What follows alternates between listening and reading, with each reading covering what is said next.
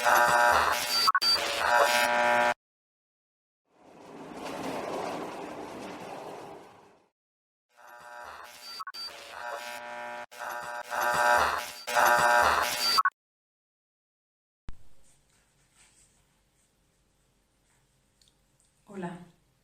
que tal? Eu aquí na casa, como seguramente todas e todos vós, nesta xa terceira semana de corentena. Podo dicirvos até a cociña, porque aquí é onde decidín mandarvos este saúdo e lervos un poema que estes días me rolda continuamente pola cabeza.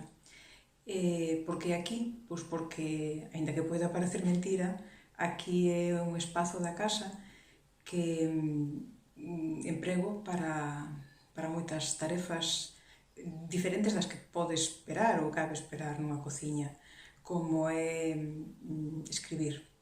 Así que, ás veces, entre olores, ás veces tamén coas mans enzufadas no que corresponde nunha cociña, tamén xorden ideas, rebuscas palabras e acabas tomando notas para o que logo escribes.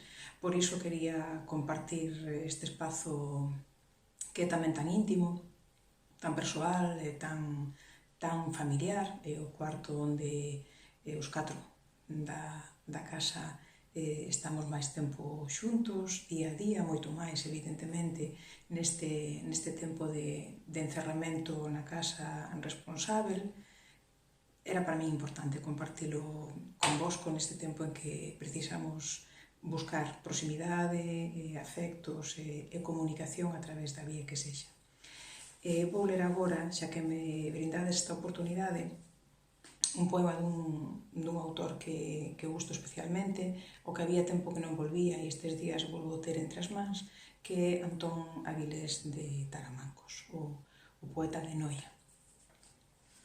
Con todo o afecto e tamén con toda a alegría coa que sei que nos imos reatopar despois deste tempo tan extraño e incerto.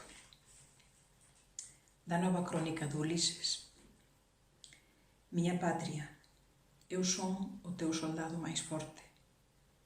A túa lingua é a miña espada, e cando debullo unha canción, cando florece unha palabra, canta en min o labrego cavador, o emigrante e o poeta, o mariñeiro, o home que amasa o pan e moxe o leite.